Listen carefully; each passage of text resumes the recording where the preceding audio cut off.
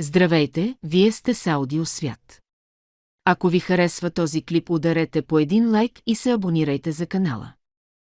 Плодовете – сладкото удоволствие от храната. Желателно е да консумираме пресни и непрезрели плодове. Всички плодове, в различна степен, съдържат витамин С, В-комплекс, често и бета-каротин, минерали, микроелементи и баластни вещества. Докато зеленчуците са бедни на калории и съдържат много баластни вещества, в плодовете са налице и енергийни въглехидрати, гроздова, плодова, малцова захар и захароза, увеличава се със зреенето, скорбяла, намалява със зреенето. Плодовете съдържат и различни количества пектини, създават чувството за ситост, поглъщат отровите в храносмилателния тракт, лекуват диарии и помагат при приготвянето на мармалади и при желиране в сладкарското изкуство. Някои плодове, като боровинките и червеното грозде, съдържат и дебилни вещества, които действат стягащо върху кръвоносните съдове на храносмилателните органи и възпират евентуални възпаления. Плодовете не съдържат мазнини, нито пурини, водещи до образуване на пикочна киселина, с всички възможни негативни последствия. За разтоварване на храносмилателната система и организма се провеждат чисто плодови хранителни дни, 1-2 пъти седмично. Започва се с чай, печена филийка пълнозърнест хляб, като подложка. Богатите на калий плодове намаляват натрупването на вода в тъканите, отоци, стимулирани от солта, отбременяват кръвоносните съдове и подпомагат дейността на сърцето. Плодовете, съдържащи предимно плодова захар, фруктоза, дразнят много по-малко панкреаса за инсулин, отколкото обикновената захар, захароза, глюкоза.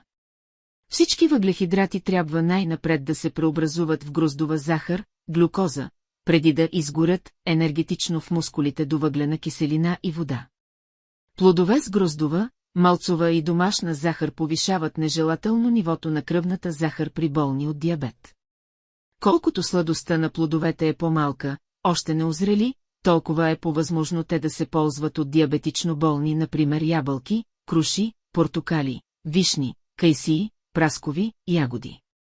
В малки количества са възможни за диабетици и незрели банани, череши, сливи, но неблагоприятни за тях са гроздето, смокините и фурмите.